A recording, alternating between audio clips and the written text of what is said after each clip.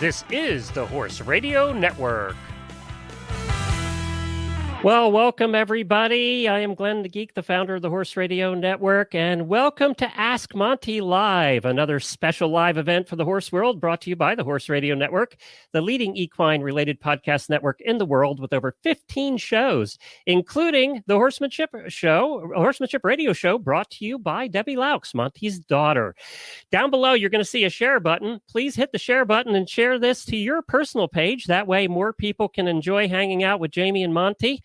We're doing these to help you take your mind off. Well, you know what? We're not even going to mention that word tonight. That's not allowed. A few days ago, we presented Templeton Thompson in concert with a terrific music, and we'll do another one of those concerts next week. And we're going to have musicians from the United States and Australia. Look for the announcements there. And please write in the chat and tell us where you're from. Tell us what country, what state you're from. Put that in the chat. If you have any questions for Monty, we'll try and get to them. You can write those in the chat too. I'll keep an eye on that. We have some fans that signed up ahead of time to speak to Monty, and they're already waiting. So they're going to be on live with Monty, which is pretty cool. And Jamie also.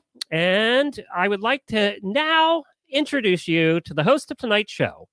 She is my partner on the Horses in the Morning show for over 10 years, over 2,500 episodes. She is also a certified Monty Roberts instructor. Jamie Jennings. Hello, Glenn. Thanks so much for having me. This is very exciting. I'm thrilled to be a part of this. Not only to keep people's mind off the obvious, but also to, just to talk horses, to sit around and chat about horses with my favorite horseman of all time, Monty Roberts. So I'm thrilled. Obviously, when we started this 10 years ago, I was not a certified Monty Roberts instructor, but became one during the course of the last 10 years, last 5 years, really. And it's been probably one of the most fun journeys I've ever taken. And I'm really proud of it. And I'm happy to be here. Talk about a big circle. You met Monty because of the show, because of our show. So I did. Yeah. So it's just because his daughter was going to be there, and I just wanted to pop in and say hi, and then they made me stay. And for years, and all that torture. Well, I'm going to jump out here. Have a good show, everybody, and you can introduce the main. All right. Well, please welcome. I don't think that he needs much introduction, but he is the man who listens to horses, a best-selling author, and one of the greatest horsemen, 50 greatest horsemen of all time, according to the Horse and Hound magazine. Please welcome Mr. Monty Roberts. Hi, Monty. Hi, Jamie. How you doing? I'm fantastic. Thank you so much for agreeing to do this. What are you spending your days doing right now that we are all sequestrians? Yeah, sequestrians. And I am one, I don't think I've been off this place in about, I think it's 3 weeks now or so. Wow. And, but holy moly, Jamie, am I having time with my horses or not?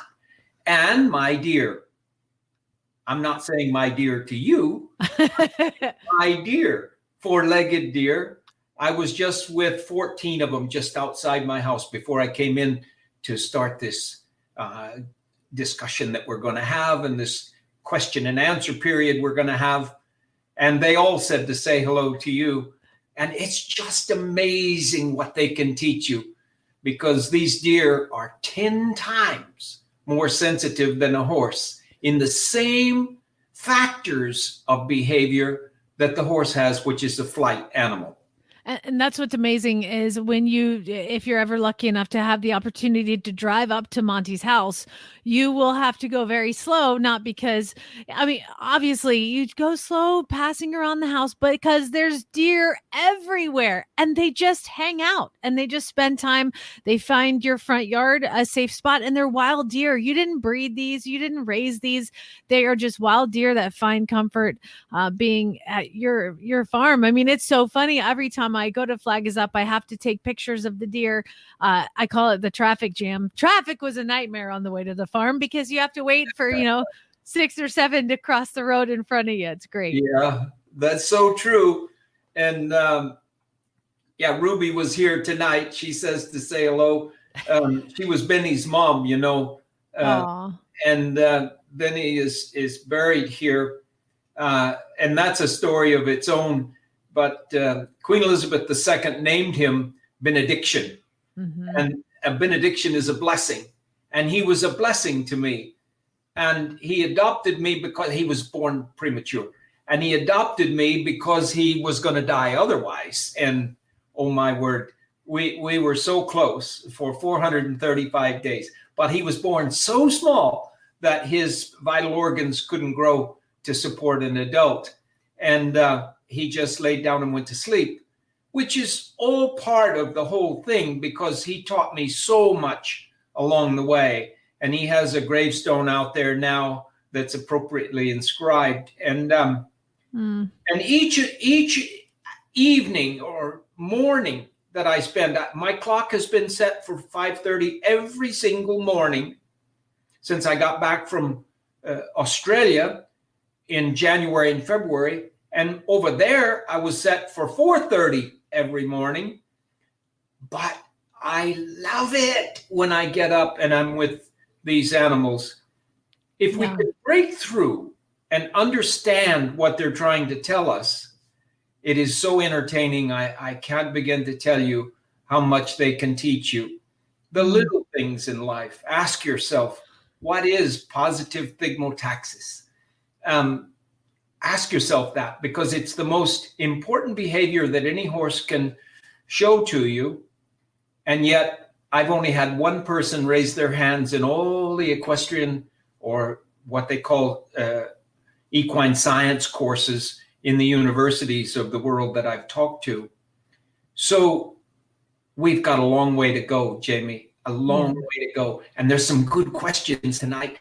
I got about 4 hours worth right here. Well, let's see how far we can go. Let's bring in our first guest. Her name is Karina. She is from Maine. And Karina, you're on with Monty Roberts. Hi, yeah. Thank you so much for having me. I'm really excited to have my question answered. Well, Jamie, Jamie, for Karina, I have a trophy. I have to give you a trophy because you have asked a question that not only has never been asked of me before, but I don't think this question has ever been posted by any horseman since the beginning of time. I'm serious. Can you imagine that, Jamie? I can't wait to hear it. I haven't read these ahead, so I'm excited. This is a big deal. Her question starts like this, Jamie. My new, very green, 11-year-old mare. Now, if you have a very green 11-year-old mare, then she's got to live to be 85 or 90 before she's fully developed. There is no such thing as a green 11-year-old. The things they've learned by the time they're 11 will outshine us altogether because we don't live in that world of flight animals. So you go on to say that it's a mare that is anxious and grumpy about picking up the canter.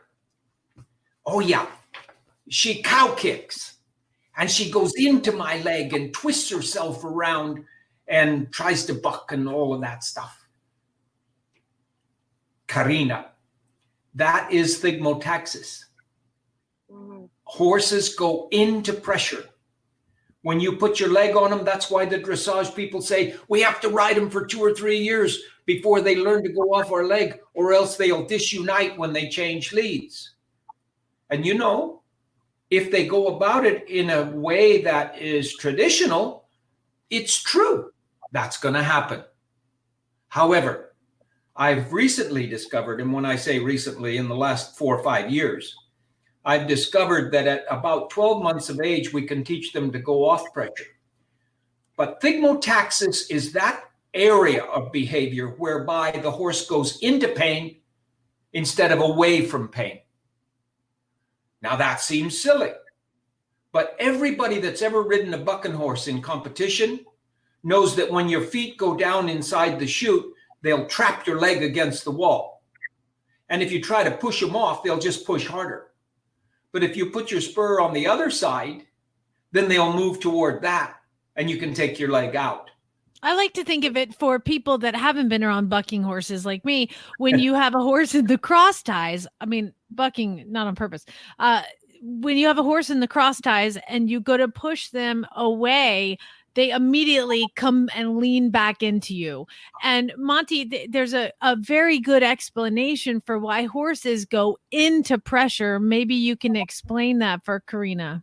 Well, it is that time in their development where survival of the fittest meant that if the dog bit them in the flank, they didn't just run away. They went into the dog and kicked him in the head, and then the dog opened his mouth, and then they could run away. So it's into pressure that they do. And we are into pressure too, but only in our mouth. If you've raised children, you know that when the gums are really sore and the teeth are coming in, they want to bite down on something rubbery or hard. And that's called the teething process. And if we hadn't done that during that course of time when we had sores in our mouth, and remember, there was no dentist when we lived in the caves. So when we bite down on that, we can eat. Otherwise, we don't eat. We go away from the pain, then we die and we don't reproduce. So it's survival of the fittest. And that's called thigmotaxis. And horses are into pressure. But I've developed a system now, and you can go on my online university and see a class, a lesson in how to cause horses to go off pressure instead of onto pressure. And you can learn it on there. And you can't ask me to tell you the answer to every question in the world. So I'm doing this thing online where we have, I think, 700 lessons now or something like that. And go there and learn that. And I have a textbook called From My Hands to Yours. See the things there that I've learned over the course of these only 83 years now, 82 years in the horse business. I wasn't in the horse business till I was 3. And I'm 85 next month. Wow. So in that period of time, I have learned so much, and I can't give it to you in 5 minutes. It's just not possible. But I'm really trying to put it all out there. Well, Karina, I would say go watch the lessons on moving off pressure. And some of that should really allow you to teach her to move off the pressure, and then you might get a less reaction. Would you say, Monty, when she does ask for the canter, she says the horse cow kicks and counter bends and all that and kind of moves into her leg. So that would be the definite start for that kind of answer. Karina, does that help you with your question?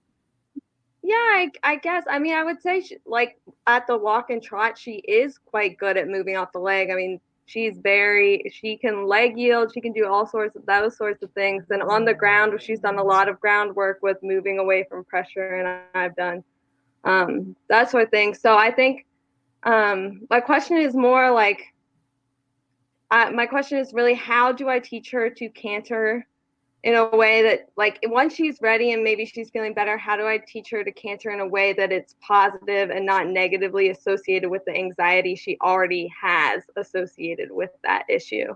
Yeah, she'll wait to go into pressure when she's excited about expressing herself as a horse. Mm. And now that she knows how to go off pressure, that's fine. But when you're riding her and she's feeling up about it all, she'll go into pressure and kick your foot off. Well, that's still thigmotaxis. And when she does that, she has to suffer a scolding, which is generally, in my world, a stop and a back up, and then go the other direction, and then invite it again. Invite it. Do the things that cause it, and then scold again. Not with violence, but with stopping, turning, putting in little circles. Jamie can tell you about that one. Cause them to go in little circles, yielding to the bit for a little while, and then step off again. And you'll see that they will eventually say, you know, it's not worth it. She's just going to put me through this thing again. And you never can miss the opportunity. You have to do it every time. And it has to be done instantly because they only have about 3 seconds to process it for its conclusion that it's a consequence that happened because I did this or because I did that.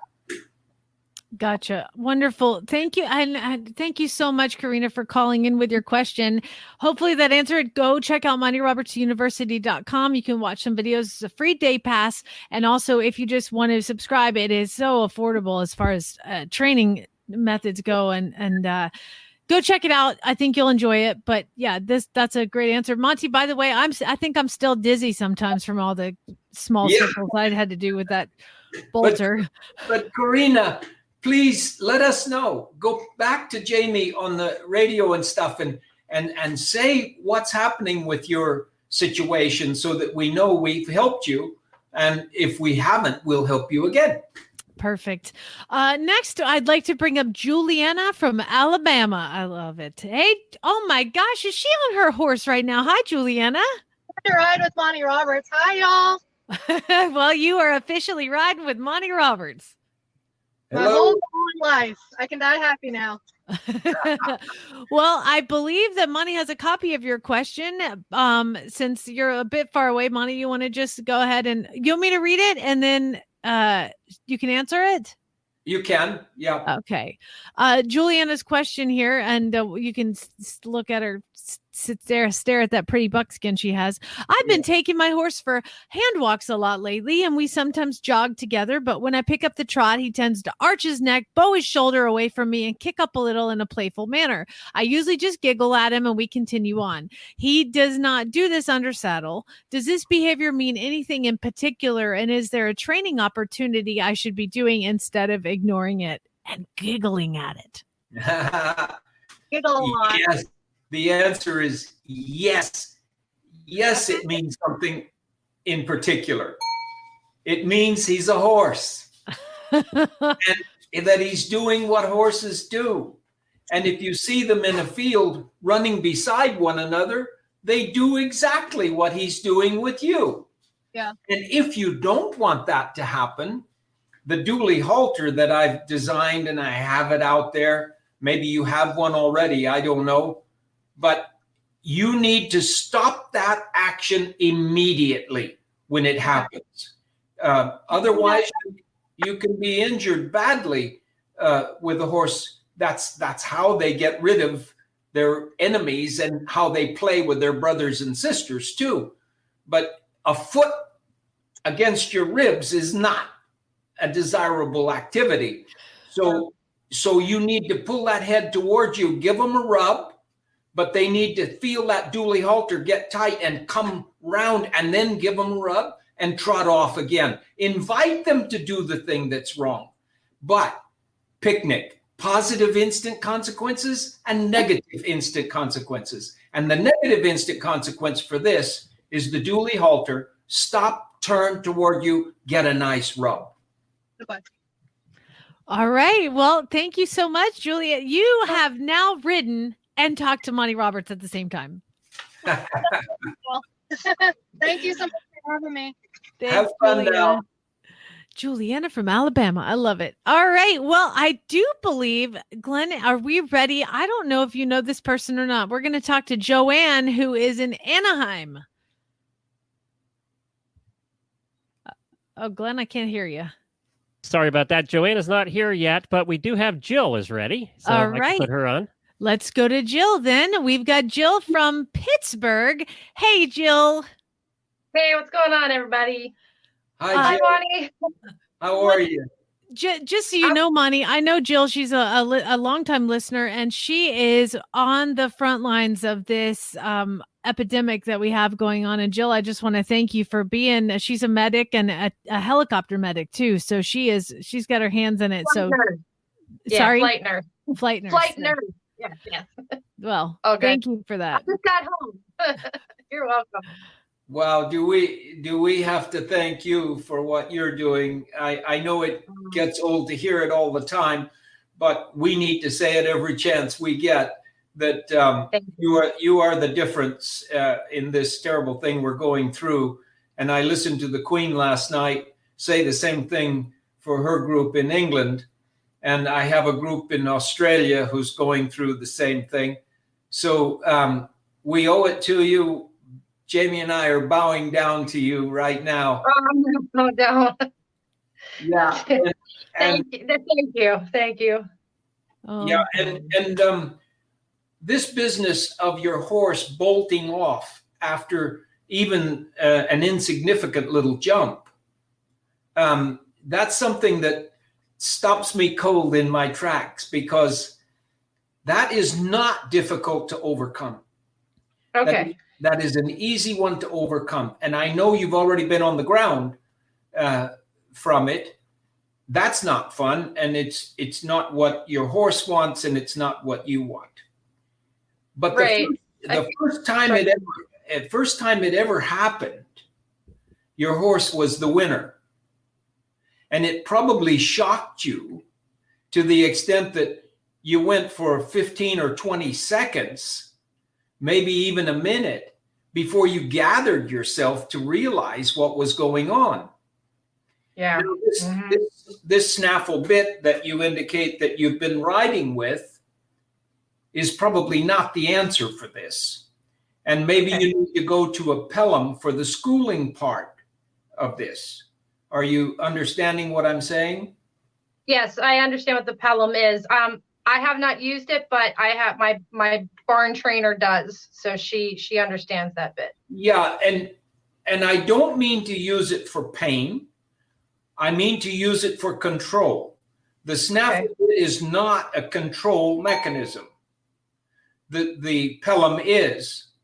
And what you need to do is go over this little insignificant cross member X jump, whatever you want to call it, and sit there and look down the neck of your horse and say, go ahead, do this bolting off thing, because you're going to stop like a stock horse.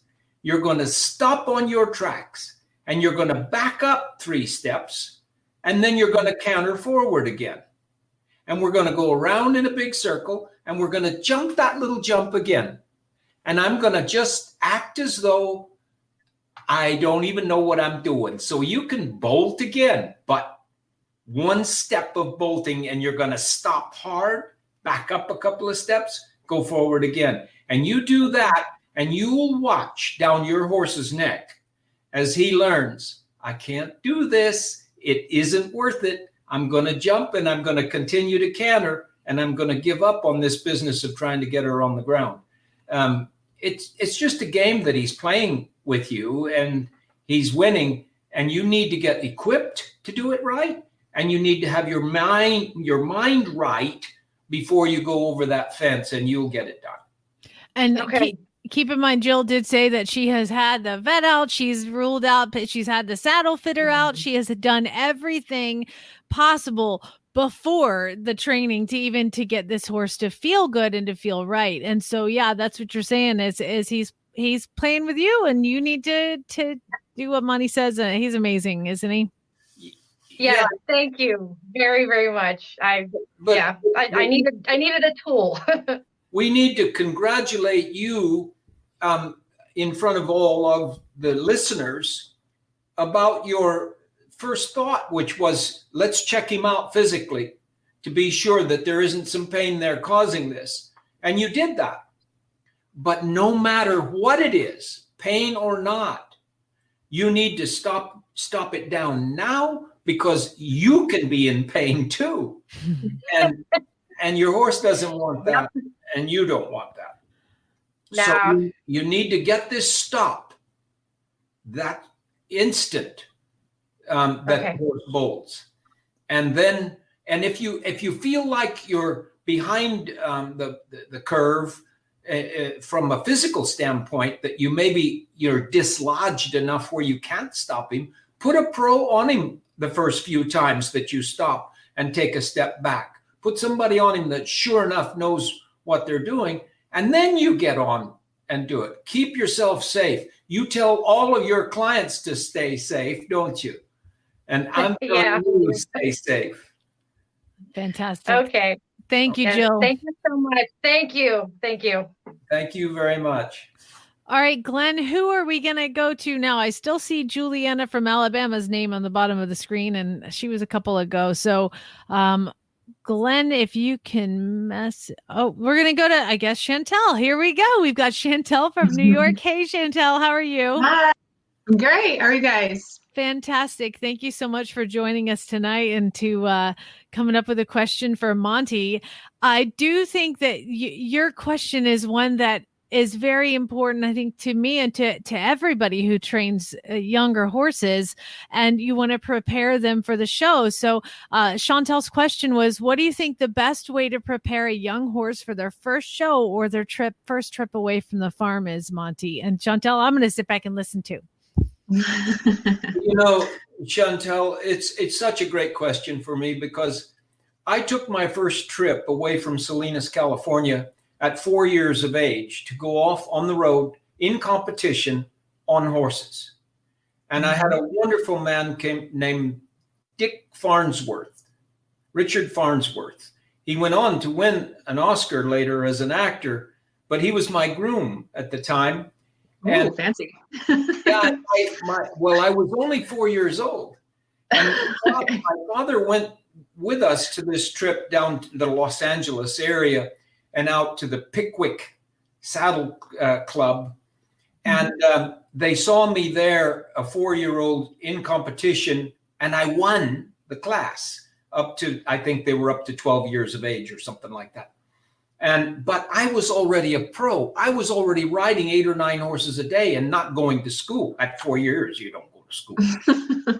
But anyway, I was there, and it was an incredible thing that a fellow from the motion picture business saw me and asked me to start doing stunts, because all through the 40s, they did about 3 out of 5 movies had a child and a horse in them that they did in the 40s. And they couldn't get children to be stunt people, but my father would rent me out for anything. So I became a stunt person. That's my early time.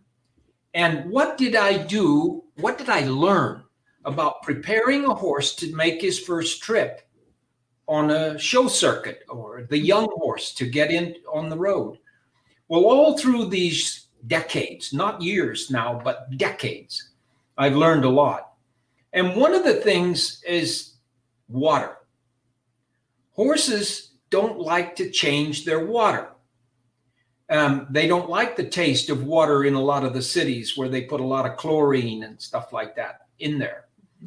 And they have electrolytes that are flavored electrolytes. And if you flavor the water at home, and I've learned that most horses like orange more than apple electrolytes. That's strange to me.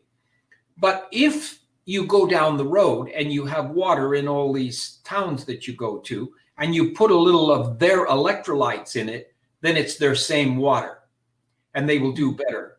Colic events will fall right off the record. You should take enough of the food that they're accustomed to so that they can go down the road and eat the same thing and not be changing around that much. And you should choose something that is pretty neutral, that if you need to augment it on the road, that you can get that easily, like cracked oats and things like that. But also that you give them a trip or two, even if it's into the town and they can hear trucks going by and hear the horns of cars beeping and the city traffic and stuff like that, stopping and starting and learning how to ride in a vehicle. I am the first person on the face of this earth to travel with horses on a 45-degree angle to the road.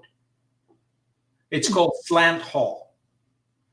I'm the first person to ever have one of those trailers, and it's a long story. I won't go into it. But slant haul is better than facing forward or facing back. If you think about their body and facing forward, you stop and they have to go like this, and their legs don't work that way. if they're on a 45, they can step sideways and brace themselves, and they're much happier.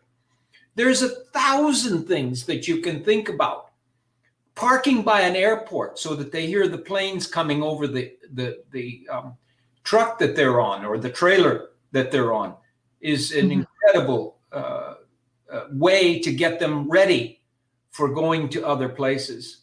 If you have an opportunity to go where there's an audience, a crowd, or loudspeakers and things like that, if you have that opportunity, play a radio and let them see and hear things that they're going to see on the road. And then they will be in a position to do a better job for you in the competition that you're going to go into. Okay. So I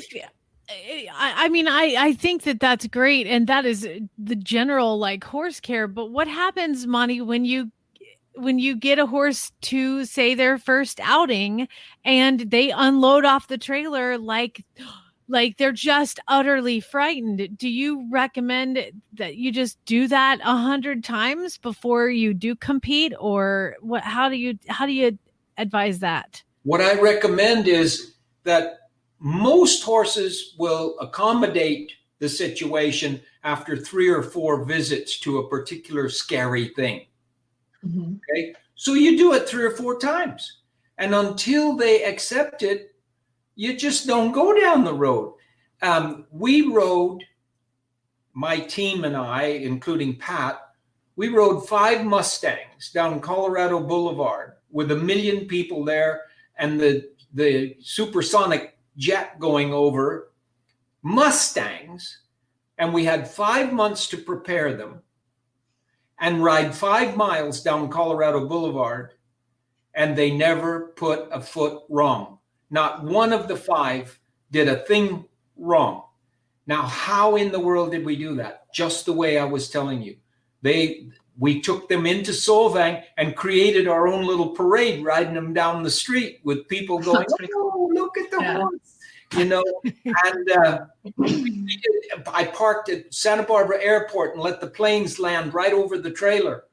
And when we got there, there were horses 8-10 years old that other people were riding that were going crazy when the airplane went over and stuff. And our Mustangs were going, this is old news, man. We're cool with this.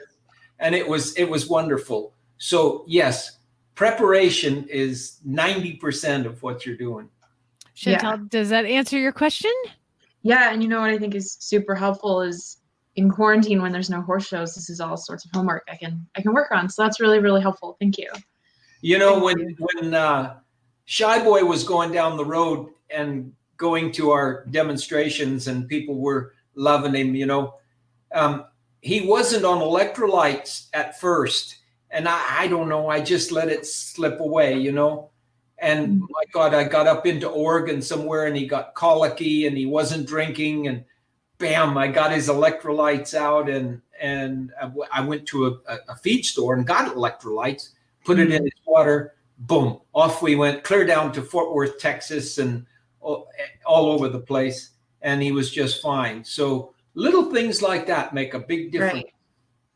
And those, if you don't know, Shy Boy is still living his best life at Flag is Up Farm, and pretty much comes into Monty's house and to the classroom and to the bar and goes everywhere on Monty's farm that he's invited. But he's only 27, so he's old enough to drink. He's got a grave spot here, you know, with a blank stone on it, and he's 27. And now we're in a race to see who's going to go in that place before the other. So, well, he is definitely a long-lived Mustang. I know Monty just talks about stuff like that. Well, Chantal, thank you so much for calling in with your question. We appreciate it. Thank you.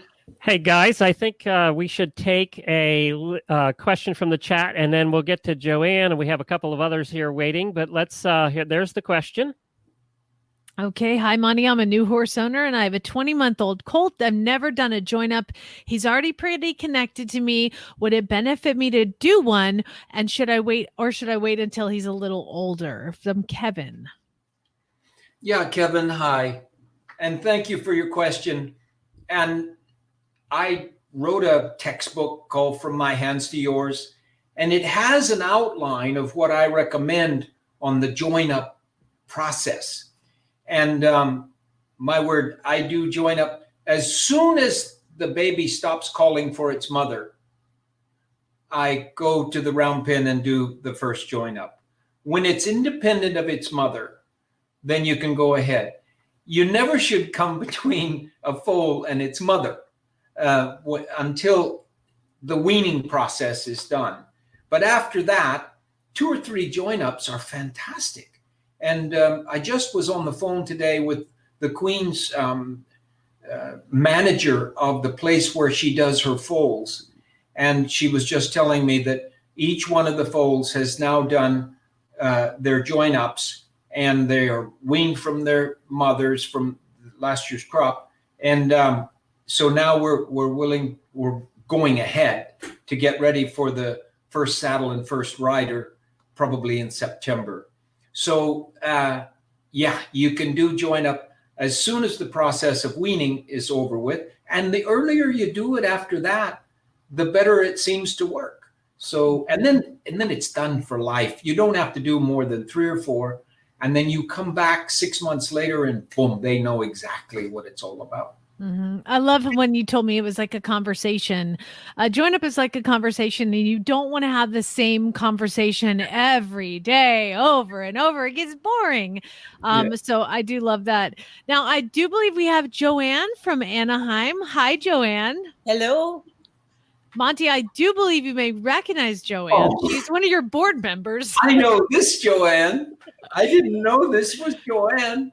Well, Joanne, what is your question? My question is in regards to introducing a new horse to a group on a trail ride. So is it best to be at the back and just wait and see how your horse reacts and then feel comfortable? Joanne, you've put your finger straight on it. Yes, you should start at the back of the pack with a baby that hasn't met other horses and strange horses on the trail.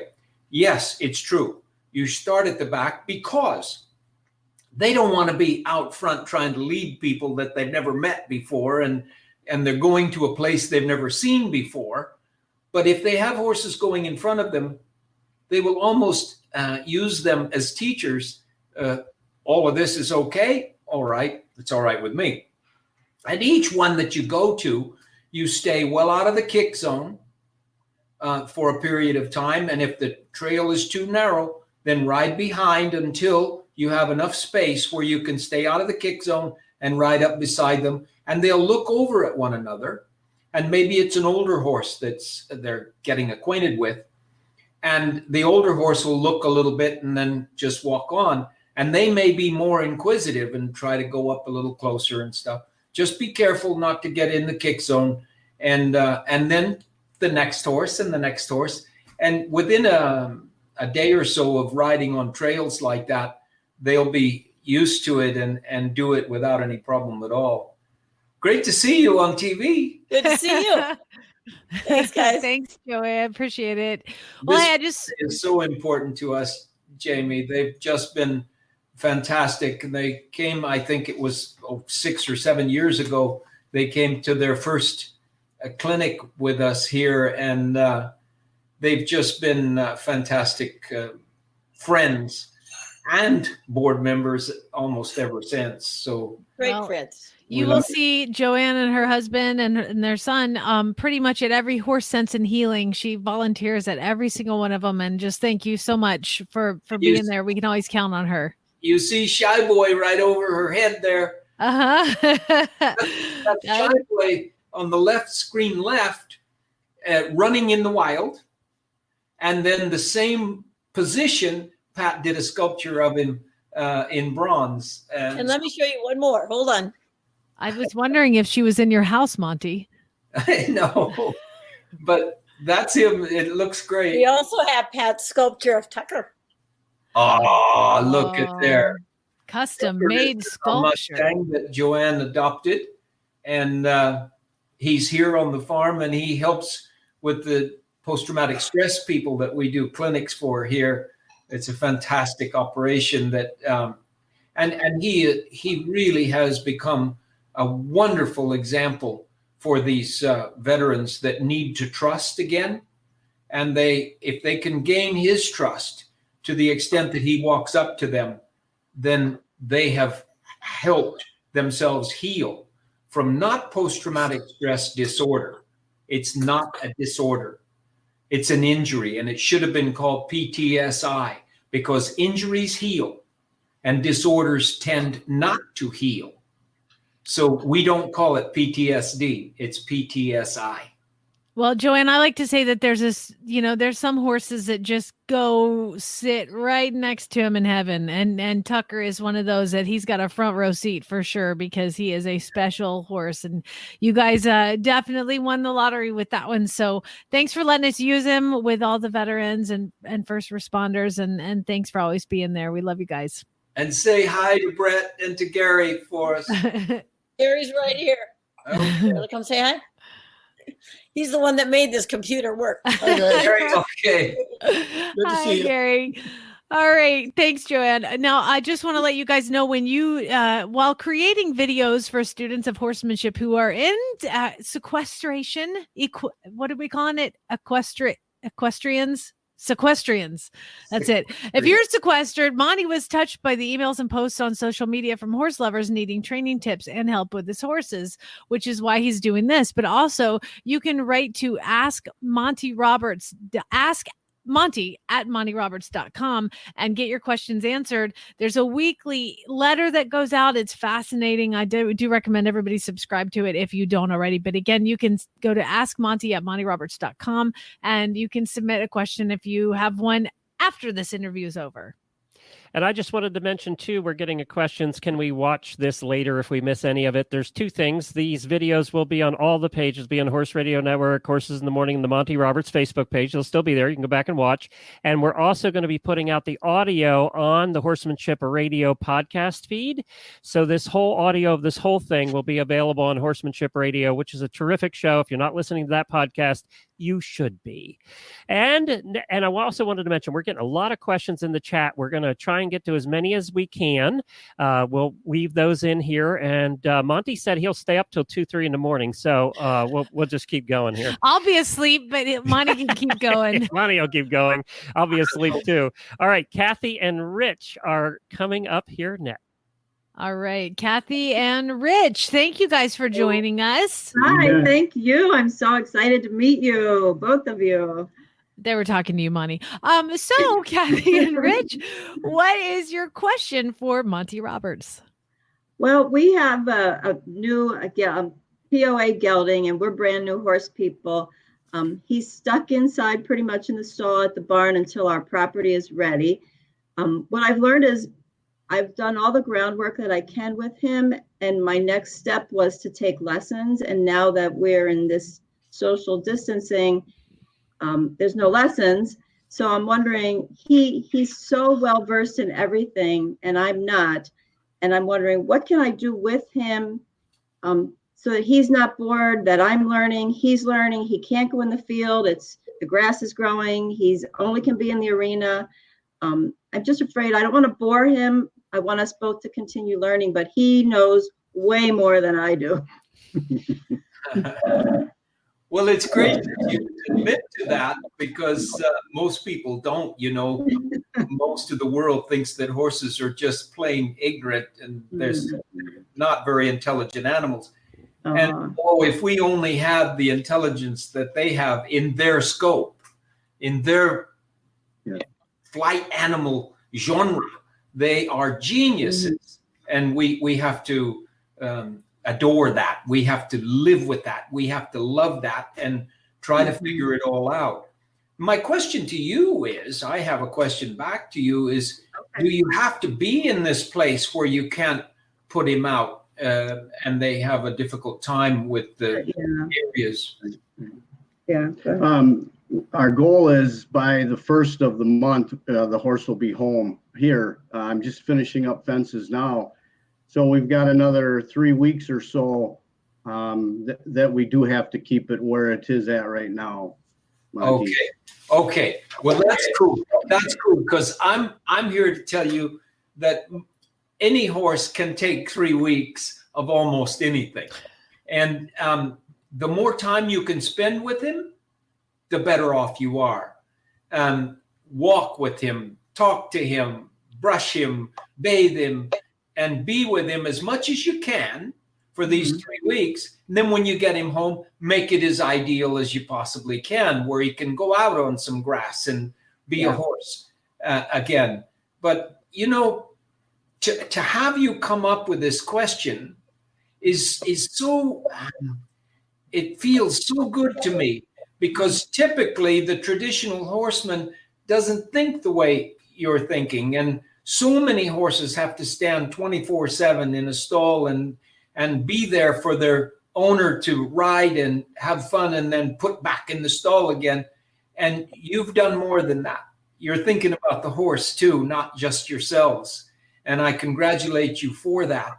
And 3 weeks is not too much. I want you to go to Jamie on the horsemanship radio thing and tell her about what you've done and how it's going. And Jamie will get back to me and let me know how it's been for you. All right. Thank you so much. I just love everything you say and do. So we really appreciate you. Well, we appreciate you too. Fantastic. Well, we have, oh my gosh, so many questions coming in. But let's see. We want to do, Glenn, do you want me to ask one chat question? I got it up. Yep. Look at that. He's on. This technology is amazing. All right. So Deborah says, and assuming this is, my mare chomps at the bit when she starts to get anxious. She has a nervous problem from previous riding. How do I stop this? She stops for a minute when I say no. Wow. Yeah, when you say no, you know, she doesn't, no is not a word to a horse. You can teach them whoa, and no and whoa sound a lot alike. So I say use the horse's language. And the horse's language is body language. And what you do with yourself, with your hands, with your body, with your breathing, your core, that's all that a horse wants to know about you. They don't want to know English. And what if you were Russian or Spanish? Then you would have to say something else. So let's get rid of the talking to horses so much and live with your horse by those things that the horse understands, which is body language. How are you in your pulse rate? What is your adrenaline level? And if your horse is anxious, I bet you're anxious too. They can synchronize with you. Horses are animals of synchrony. When they're grazing in the meadow, perfectly gentle, perfectly happy, and a lion sneaks into the meadow and has a high pulse rate and a high adrenaline level, they can sense it from 100 yards away. And I can show you this every time I put a military PTSI victim, post-traumatic stress victim, in the round pen. I can show you that the horse can read them like a book. And that in an instant, they will either trust that veteran or not trust the veteran. And it's the veteran's core. So try to follow through with my textbook and my online university to get these lessons, because there's like 700 of them out there. And my word, doesn't the body have everything to do with it? Ask Jamie. She has learned. She came to me with a lot of problems with her Mustangs and so forth. And in how long did it take you to become a certified instructor, Jamie? Let's see. I started in 2015. So I guess three years. Yeah, in 3 years, I'm going to tell you this with my hand up. I swear it's true. In 3 years, Jamie learned what it took me 15 or 20 years to learn. Now, granted, I was there to tell her. Yeah, I had a pretty good teacher. Well, but that's what we all need. And that's why this program is on, because if here I sit at 85 years of age, how much longer can I get these things out that I've discovered? And that violence is not the answer. It's our body language. It's what we ask the horse to do. It's picnic. Positive instant consequences are more important than the negative instant consequences. And the negative instant consequences should never have violence connected with them. Don't allow it. Violence is never the answer. So go and try your horse again and learn diaphragmatic breathing. I can tell you that's a wonderful thing. You can go to a speech coach, you can go to a voice coach, and they'll tell you about diaphragmatic breathing. You can probably look it up on the computer. I can't, because I don't know how to turn one on or off. But it's probably up there, all about diaphragmatic breathing, where we can take our adrenaline down, our pulse rates down. I can lower my pulse rate about 10 beats per minute in about 15 or 20 seconds. Seriously. And you can too. So the answer to this question is keep working on answering the question about how do I cause my horse to understand me and my body system. Awesome. All right. Well, I think what we're going to do next is go to Allison. And Allison had about 3 different questions. Hi, Allison. So I was going to stick to your last question because I know that this is a very common problem. So I might just read it if that's okay. Yeah, read it. All right, cool. You love it. I have an otherwise perfect OTTB, except for he's super herd bound. I've tried getting her to work farther and farther from the field, but work makes her realize she's not in the field and gets her worked up. I've tried hand grazing her and giving her treats and loving on her until she realizes how far she is from her best friends and she flips out. My plan is to keep going with the groundwork in the main arena and gradually increase her comfort zone without pushing. But oddly, the rearing, charging little mare that we also that's bought. a different one. Oh, that's a different one. Sorry. Okay. There's a lot of questions right there. So are you, so what is your general question about that? How do you fix a herd bound horse? Yeah, so basically, she's really good off the track thoroughbred. She's great when she's with the other horses. We got in a stall, and then we took her and we put her in, and there's she could care less. Like, we could take them away. She doesn't care. But this fat little pony, she's just so bonded with that you could take her anywhere as long as her little. She just gets really like nervous and freaked out. So we started taking her away and like feeding her grass and just making it a really positive experience. And then she'd panic, realize, oh my God, like I'm so far from my pony, and then just totally flip out. So we'd calm her down and made sure that she was calm before we put her back in. And we did that for a while. And then I started thinking, oh, maybe we'll just keep her inside her bubble and let her kind of push that. But it just doesn't seem like her comfort zone is like set. And she's like, I'll walk to that next fence, but it never gets any farther. So we're kind of still at this point where we're making it fun that she's outside of her pen away from her little buddy, but it doesn't seem like that distance is naturally getting farther. Okay, Monty. Right. This thing of debonding is not always an easy answer because of the particular properties and roads and pastures and all the things that we have to deal with. But one must separate the horses that become overly bonded. You must separate them.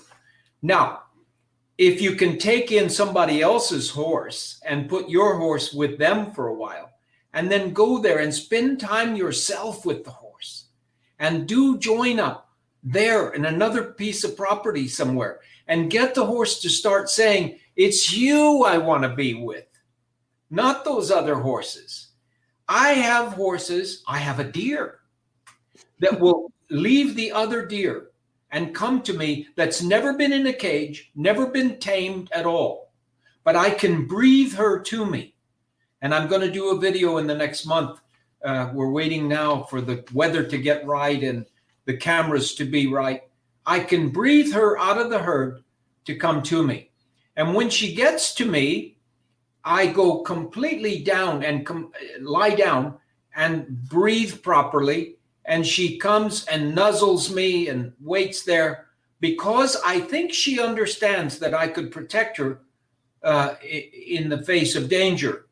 But she leaves the herd, and you can do it too. You can cause the horse to become bonded with you instead of all those horses. But you have to first make the break away from the other horses and get on another piece of property. Bring in some friend's horse and put with them for a while and shift things around so that you become the base of operations for that horse. Right. Learn diaphragmatic breathing. It's so critical. It's funny actually that you mentioned that. One time she had gotten out and was like freaking out, and she's actually my husband's horse, and he went up and he couldn't catch her, and he's all like, eh. And I just walked up to her and I slumped my shoulders and I just went, and she put her head down and he was like, that was just weird. And I'm like, she just loses it and she just needs you to be like calm. And then she's calm. So I feel like she'd be a really good candidate for that. So yeah. Every horse is looking for a safe place to be. Every horse on the face of this earth is born with the number one determination to be in a safe place. And if you prove to be that safe place, that's where they'll want to be. And you've just made my case for me because she didn't believe your husband, but she believed you and you got it right. That's okay, Allison. None of the horses believe my husband either. No. None of them. But you guys can train your husbands too, you know? Although my husband did suggest separating her, and I was like, "Oh, we can't. She loves her mates." No. Okay, her husband is right. That's not a favor to her. Yeah. That's not a favor to her because that causes anxiety when you're with her, but you're away from the other horses. You don't want that anxiety. You want her to be happy to be with you. Right. You can do it. Yeah. Okay. And separate so that she's not like over a fence. She's like on the other side of our property. No. In another, time zone. Gone. Okay. Zip code. Yeah. I wouldn't say another county, but it doesn't have to be that far. But out of any sound or smell. Okay. Yeah. I do this with some friends, like we will trade horses for a couple of days and then bring them back and then find another friend and trade horses for a couple of days and then bring them back. And then all of a sudden you have a horse that's looking for you as opposed to looking for their friend because you're the constant. You've done a join up. You've let them know you speak their language. You let them know you're the safe place and you're the consistent thing in their life. And then, like you said, calm yourself down, breathe yourself down, and you'll get it. Yeah. Awesome. Thank you so much. That's amazing. Well, I have to thank you for this question because I'm sitting here. Pat and I have lived in this house where I'm sitting now for 54 years. We've been on this farm for 54 years. And I tell you truthfully, I cannot remember a time when in any of our fields, horses that we take out and take to the stable and saddle and so forth and so on, have cried back for the other horse or horses running up and down the fence overly bonded. It just doesn't happen. And the reason for that is join up. It's living by the principles of nonviolence. They have fun doing what we ask them to do because we don't push it to the extent that it's overdone and we're actually violent with them by asking them too much. We try to keep it fun for them. Pat has horses now. Pat recently won a national championship. I can't tell you how old she is, but she was only behind me 1 year in school. And I promised I wouldn't say how old she is, but she is way, way, way older than the oldest person that's ever won this contest.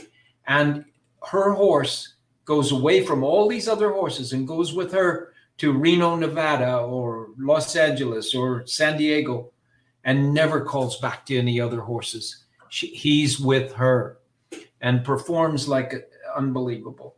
So you can do it too. It's just a matter of continuing to learn how to live with your horse in a very, very tranquil fashion. And, I've read so much about herd boundness and listen to so many podcasts and stuff, and that's the best advice I have ever heard. So all right, Allison, thank you so much. And I know you have some other questions that we couldn't get to, but you can send those to Ask Monty. I gave away the website earlier. Ask Monty at montyroberts.com. You can send your questions there too. Thank you, Allison. Thank you. So, All right. Monty, how you doing? You up for a couple more questions that came in on chat? Listen, you promised me that I was going to be here till 2 a.m. So all right, you got about enough warmed questions up. to be here till 2 a.m. Let's start with this one. All right. Hi there, Monty. Do 10-year and older wild Mustangs respond to join up as quickly as younger wild Mustangs do? That's too No. close to me. No. Really? No. 10 years old or older wild Mustangs do not respond to join up as quickly as younger ones do. Why is that, Mr. Roberts? They've had more negative experiences with human beings than the ones that are 1 or 2 years of age or 3 years of age, et cetera, et cetera. People have shot at them. Guarantee you, people have shot at them. People have run cars past them. At least they thought the cars were meant to run over them. They've gone through all of these things. They've been in a barbed wire fence. They've had other horses kick the heck out of them. They've had experiences. And the younger 3 or 4 year old will do join up. And Jamie knows. She comes to my place, and we have Gentling Your Wild Horse courses here. And the things that I've learned in the last 15 years with these courses is just over the moon as to how quickly they will lead and go over to the round pen and accept their first saddle and first rider. It's unbelievable. But we try to keep them 3 and 4 years of age on the adoption age, because when you adopt that 9 or 10-year-old, they ain't green anymore. They've lived on this earth, and they know that everything on the earth is not safe. And so they learn how to try to be in a safe place. And it takes a little more time once they've been stung to agree to human beings. You mentioned that course. That's the first course that I did at Monty's Farm. It's the Gentling Wild Horses. It takes place every summer. And it's amazing, how many people spend so long trying to get a halter on their horse, and we've got halters on them. We're leading them around on day 1 or 2.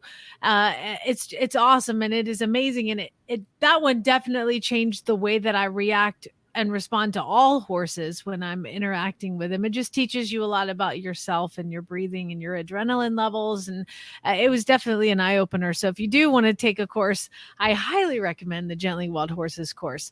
Monty, we've got another question from Colin. And by the way, thanks y'all for writing. Can I ask you a question? Yes, sir. Who's been my best teacher of Gentling Wild Horses? Oh, I'd have to say Diego. The horses. I don't know. Between Diego and Skinny and Chief and Beauty, we had a whole bunch of really exciting ones. But the horses. Diego broke 3 ribs on me. He didn't really mean to, but he ran over the top of me. And Diego was about 4 or 5 when he was on a rescue place, and he was a great teacher. But my greatest teachers have always been the horses. Mm-hmm. Absolutely. And just realize that and say it to yourself every day, because they are your teachers. You just have to listen. Colin has sorry, go ahead. Your question. All right. Colin has a question, and it's, can anyone remember the name of the first racehorse? I bet you can. The first racehorse Monty helped go into the starting stalls. That is how long I've been a fan. I can see the horse in my mind, but I can't remember his name. Well, they're probably thinking of Lomitas. And Lomitas was 1991. He was to be put down. He was champion 2-year-old in Germany. And he won the best 2-year-old race they had there. And then he spent the winter kind of relaxing and becoming an adult male. And when they took him back to the races at 3 years of age, he said, no, I'm not going in that thing. First he said no to the truck. And they tranquilized him and took him to the race 2 days early because the tranquilizer had to wear off. And they got there to another town in Germany. And he wouldn't go in the starting stall. The starting gate, they call it the start machine in Germany. He would not go close to it. He was finally banned from racing globally. He was on the red line. You couldn't take him on a recognized racetrack anywhere in the world. And that's when I got the call. He was destroying other horses because they stayed in there so long while they fought him to try to go in. And Mr. Jacobs owned him, and he was a very wealthy guy, and he owned a racetrack himself. And so he had people trying desperately to fix him. And when I got there, I learned that everything had been done in a traditional fashion. And I took away any force. And in 10 days, he raced and he won and he became Horse of the Year. And his earnings and the earnings of his offspring have now exceeded $50 million US. Wow, that's amazing. That was probably the horse, the very first horse to wear the Monty Roberts blanket, which is a protective blanket because of the thigmotaxis, where they lean on the rails in the starting stall. The first one was called Prince of Darkness. That's a good name for him. He was trying to kill people, and he was in Newmarket in England for Sir Mark Prescott as a trainer. And I went there, and he beat me up something fierce. I was still learning. I'm still learning. In fact, the last 3 years are the learningest years of my life. But I was still learning, and he beat me up fiercely. And I learned that if I protected his hips and flanks with a blanket, heavy, double carpet, that he didn't feel the rails. And he went on to be a winning racehorse, and the blanket is used on thousands of horses every year in the world now.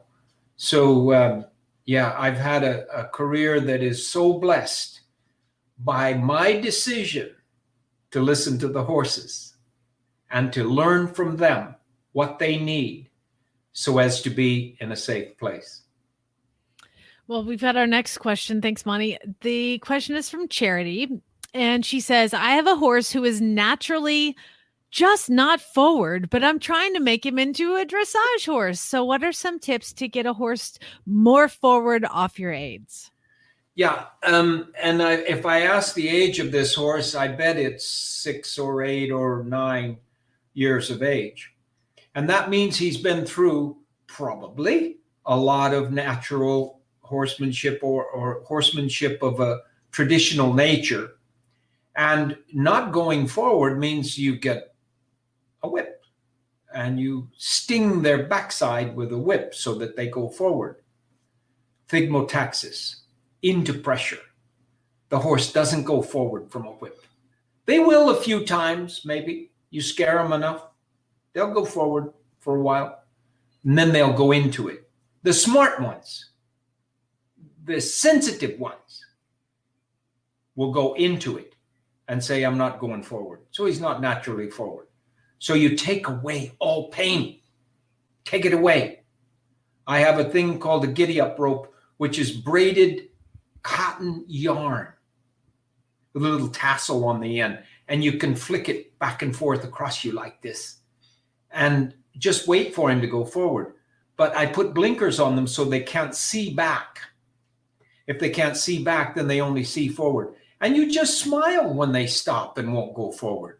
And flick this back and forth. And pretty soon they go forward and you stop the flicking right away. And I've got one right now called Ready and Perfect. And when she came to me, she wasn't ready and she wasn't perfect. That is a kiss of death name if I've ever heard one. Yeah. Well, she's by More Than Ready and out of Perfect Cheryl. And Perfect Cheryl won the Breeders' Cup. So she was worth $1 million. And she's 5 years old and she's never won a race and she's worthless. Not now, though, because I've got her going forward. When they opened the gates, the starting gates, she wouldn't go out. She'd kick the back out of it and go over backwards and put a rider in the hospital. Oh, boy. It's unbelievable what she would do. So take the pain away, take the pressure away, and use these techniques. There's a lesson on my online university called Walter Won't Go. It's my favorite one. Yeah, go of the whole thing. And you go watch that, and you'll see why Walter goes now. Yeah. And he goes very well now. That was such a fun lesson to watch. Well, hey, I just want to let everybody know that in these extraordinary times and with the mission statement of leaving the world a better place for horses and people too, Monty has asked his team to share a free link to the online university that we've been talking about for 2 months. Okay, I told you there was a free day pass. Turns out they're going to give you 2 months for free, unlimited access to 600 to 700 video lessons, notes. They do challenge questions. There's a forum and a database of hundreds of questions and answers. So sequestrians, write to Ask Monty at montyroberts.com and you'll get your promo code for 2 free months. That is amazing. Thank you for doing that. All right. We have time for one more, Monty. No, 10 more. So Glenn has to go to bed. Yeah, that's right. It's late here. So I have one more. Let me put Stephanie's up here. I thought this would be a good one to end with, actually. Ooh, that's a good one, Stephanie. I like it. All right. Stephanie's question is, I work with a Mustang who started to turn his butt to you when you enter the stall. What should I do? Wow, that's so appropriate for me right now because I just got back recently from Australia, from Perth, Australia. And the first thing that happened when I got there is that these girls that were running the stable said, Monty, come here. We can't catch this mare in the stall. And I said, oh, come on. What are you talking about? So I went over there and I opened the door, slid it back, and I stepped in and I saw 2 frogs. Oh, boy. Rear feet right in front of my face. Turn her head away and kick back at me with both hind feet. And now she comes to you and puts her head here and I can rub it. They've got to find comfort in coming to you. Do join up. Now, what I did with her is I pitched a rope around her neck and then I managed to get her pulled to me and gave her a rub. And then I started this business of pitching the rope on her backside. When she turned away, I stayed out of the kick zone. And every time she turned away, I pitched the rope up on her backside like that. And she didn't like that at all. And she would turn around and then I would give her a rub on the face. And I said to her, I love you very much. And I want you to come to me and be nice. And she is. Her name is Rebellious Belle. And she got her name very thoughtfully by the people that were around her. Rebellious Belle. Watch for her because I think she'll be a champion, maybe because she's sensitive enough to really run fast if we can once get it all put together. All right. That sounds to me like Monty just told you to put $2 on Rebellious Belle to win when you see her in the lineup. So fantastic. Good hot tip for you there, Monty. Thanks. Thank you, Monty, for doing this with us at the Horse Radio Network. We really appreciate you joining us tonight. And I wanted to remind everybody that the Horse Radio Network, somebody was asking, a couple of people were asking, how do you listen to Debbie's show, your daughter's show, Horsemanship Radio? And you can find it on any podcast player. If you don't know how to get to that, the easiest thing to do is go on to your app store on your phone and search for Horse Radio Network. It's a free app. You can download it. It has all the shows from the Horse Radio Network, including Jamie and I, Horses in the Morning, the most popular podcast in the horse world, and then also Horsemanship Radio with Debbie, who has Monty on and answers a lot of questions. There's a lot of these kind of questions answered on that show, and some fantastic guests as well. Well, you guys are so important to us and to the horses of this world. Keep doing what you do. I just love it to death. Well, you keep doing what you do, Monty. You got another 20 years in this, so I know, at least, yeah. But now you might be locked up in your house like the rest of us for all 20 years. But someday you'll get out. I can get out with my deer anyway. That's true. retracted anything yet. So Well, I have a show to do in the morning. So thank you all for joining us. We really appreciate it. We'll do this again sometime. I am certain everybody seemed to like it, and we hope you did.